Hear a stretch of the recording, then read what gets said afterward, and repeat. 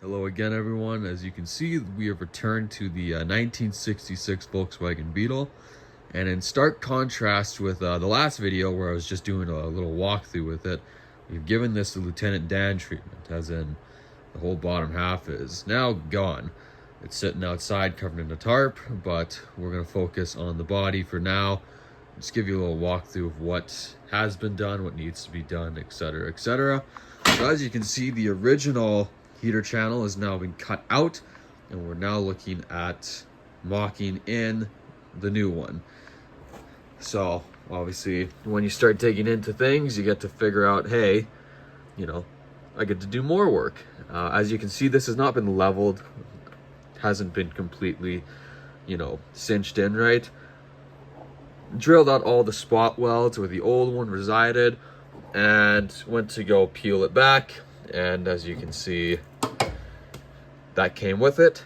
So right now, for this front part to be properly attached, we're waiting on the front quarter panel, just the bottom lower half, whatever you wish to call it. And we got our bracing in, obviously, did all the measurements, put in the braces, took off the doors just so we have more room. These are new doorposts, but unfortunately, just with how they were welded in, they're a bit compromised at the bottom. So we kind of put the bracing a little bit too low. So I don't know what we're gonna do. We're probably going to run a second set of braces and then take off these and raise them. I'm not quite sure what I'm gonna do yet, but these posts, as soon as we put in the braces and start to cut, look, as you can see, just with how poorly they were welded, holes got punched right in. All the metal is just no good, really. Like, could I salvage them? Probably, but I'm gonna get some higher quality ones. Actually, I already do. I think they just arrived in the mail today. But yeah, so that's our situation there. As you can see, we've kind of got it all lined up.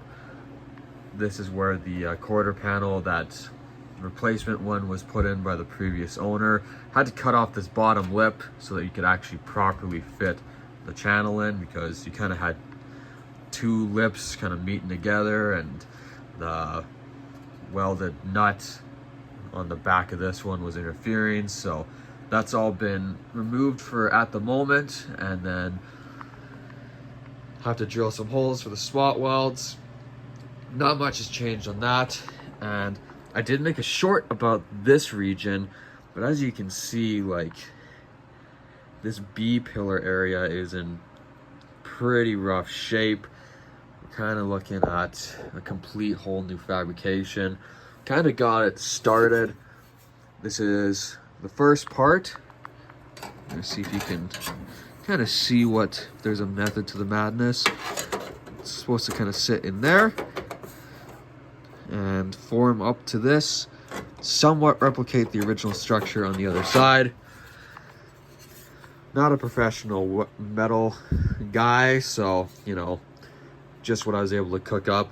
It's gonna have to be a two-piece, just because I don't have the skills to form something like that completely in just one piece. I'm sure many people could.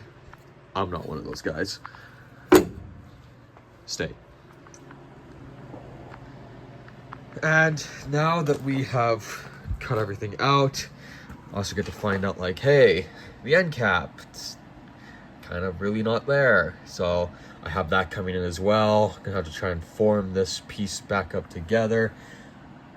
I'm not 100% sure how that's supposed to be shaped, what pieces I need. I've ordered a few random pieces, so they might work, they might not. I looked at diagrams, they looked like what I was needing, so I hope to God that I'm able to put the square shape into the square hole. Otherwise, it's gonna be a little embarrassing, and I wasted like $50 for nothing on random pieces of metal I'll never use. But we're gonna fit them in later tonight.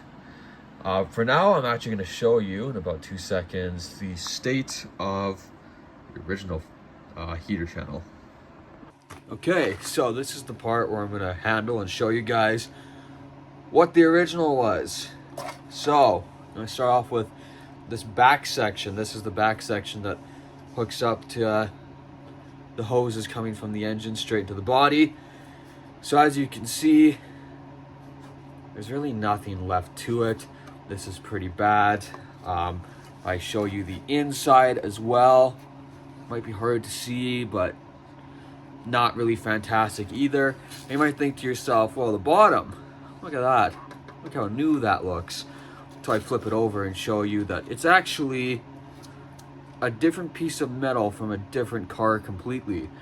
This is Bahama blue. This is, I don't know, some odd green turquoise color. So it looks like someone cut out this nicer section.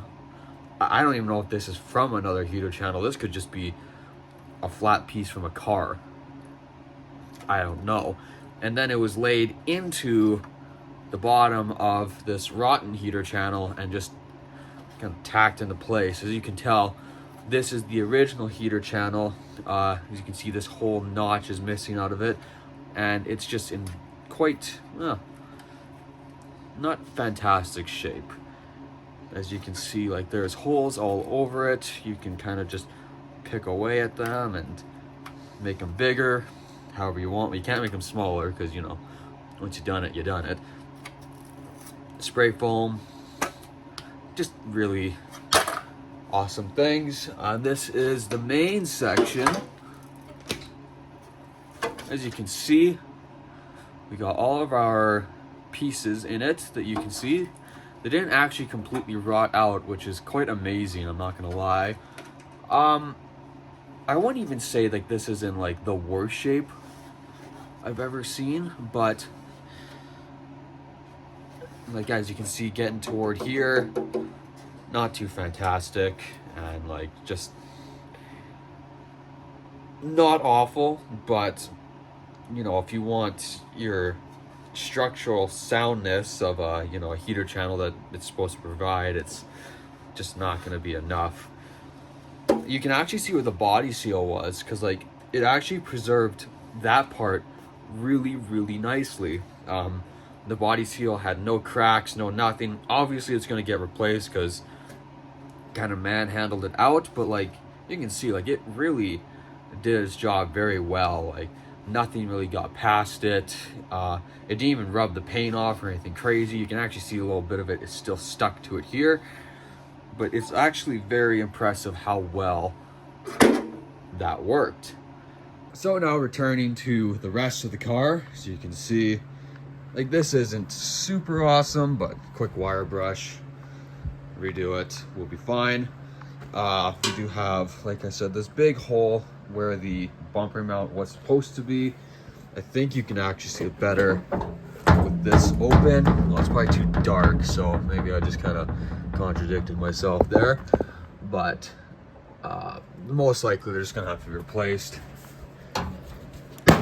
Don't pay too much. Oh, pieces fell off. And then we get to see, I did take the back window out. I mean, the seal was just dried up because, you know, 60 years or however long baking in the sun, they're not going to be great. And B, obviously I was anxious about the condition of the window frame, because I've seen videos where people take these off and there's like nothing left behind. And obviously, for as much work as I put into it, I was curious. I was like, do I have to put in more work, or can I just be happy with what I got? And actually, as you can see, it's in very decent shape. Usually they rot at the bottom. Interestingly enough, it kind of decided to rot at the top instead. So I'm not quite sure what I'm gonna do with this bastard yet. I might make a new little strip just to replace it, or just to get it cruising for this summer year and this summer season.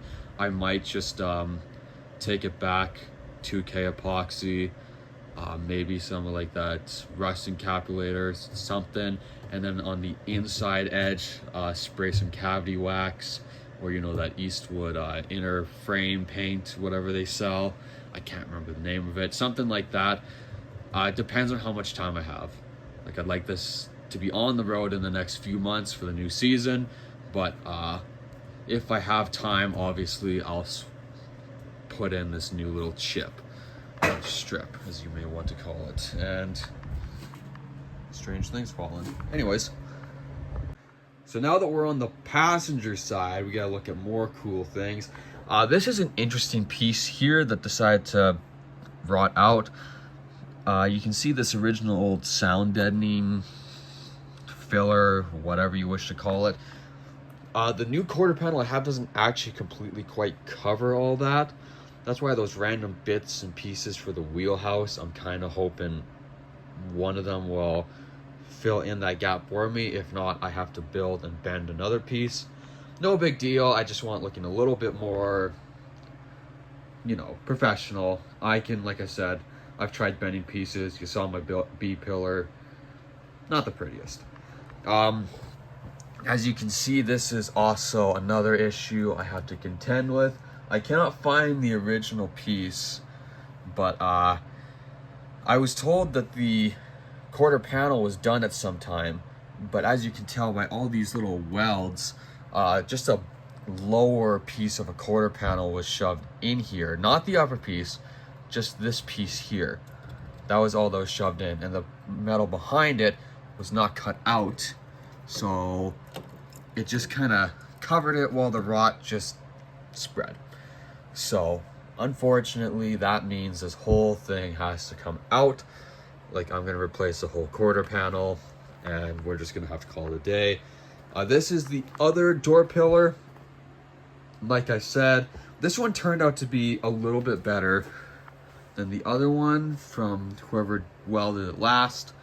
The only issue is that they didn't blow through the material down here, but you get up here and they just, you know, I don't know what happened. I can't speculate.